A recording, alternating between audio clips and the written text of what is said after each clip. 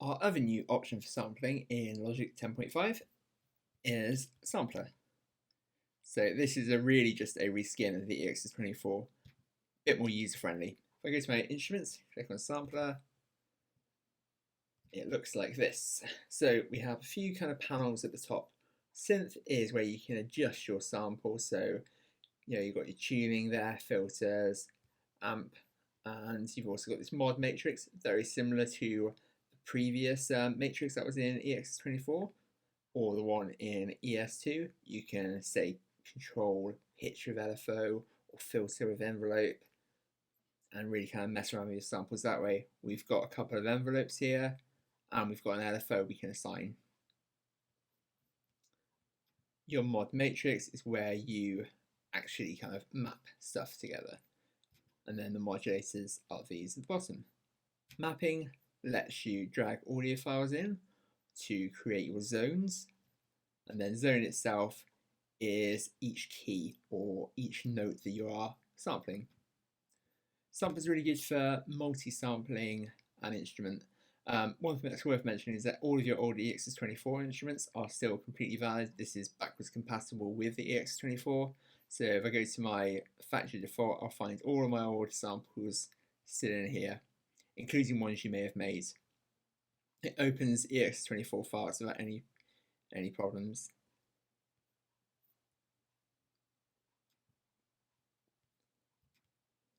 So if we want to have a go at creating a sample, I'm going to go to my Finder and I've got this multi-sampled electric piano here. So let's go to this. Now I've got a choice of chromatic and optimized. If I went to chromatic, it would be very much like the EX24 was, starting from C2, all in the same length and volume as we've recorded it in.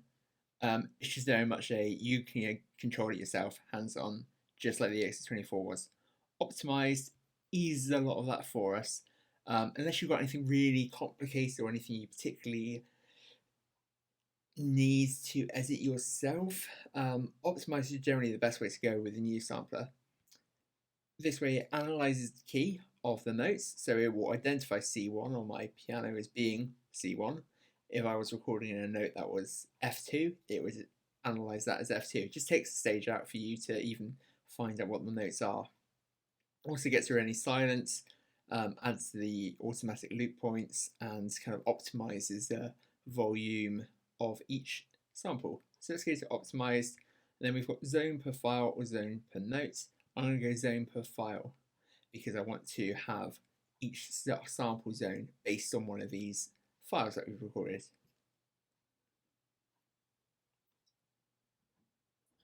So that imports.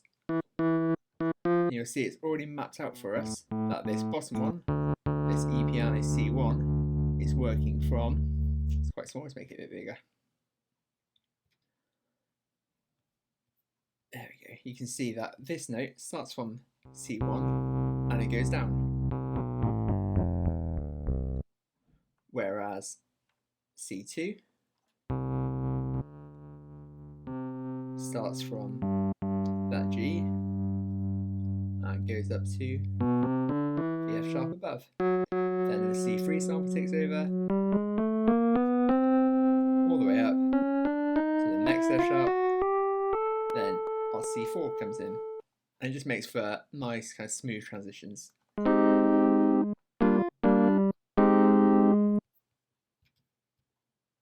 If you wanted to change these, you can just click and just drag them where you want them to be. So I can maybe have that one overlap or go a bit higher, maybe take this one down so it doesn't get quite so high. You can still put your own mappings in there, but the fact it does it for you really quickly is a bit of a time saver. Some of the other options we have, we go to our synth, we can change the sort of, let's have a look at what we can do with this envelope here. So envelope 1 is the amp, so I can have a longer release.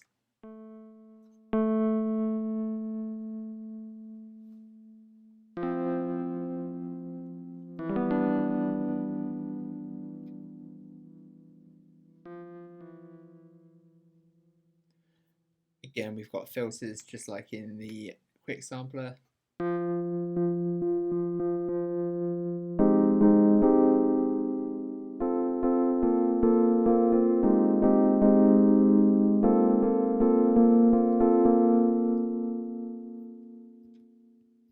And then in our mod matrix, we can, let's go to a LFO. Let's go for LFO1, and let's have the target as filter cutoff. LFO1 is here, so if I want to slow it down, and then I can go to my amounts, and you'll see the cutoff gets this little orange segment on it, shows you the minimum and maximum points.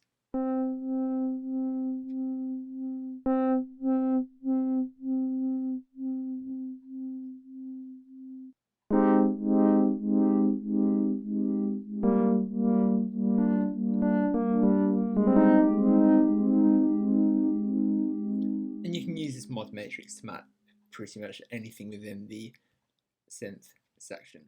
Finally, if we go to zone, turn some of these off, make it a bit easier to see.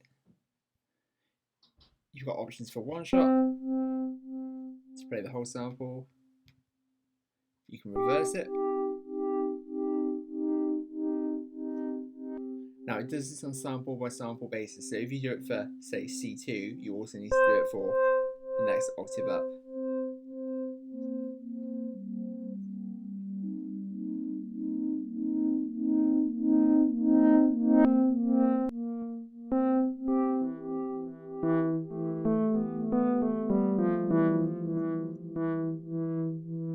And then you've also got this loop point here, which is set for us, but just like with Quick Sampler, we can change it.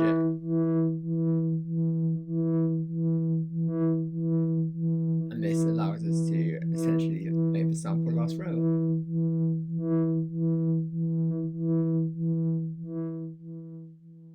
So sampler is really useful if you've got a more complicated sample instrument or anything that's made of multiple samples for the same sound. For most things that you want to do, Quick Sampler is perfect. Just chuck in a file, it will analyze it for you, and you end up with a playable instrument. If, however, you've multi-sampled something, maybe you've recorded it yourself, like a guitar or a piano with multiple keys or multiple zones in this case, Sampler is a bit more in-depth.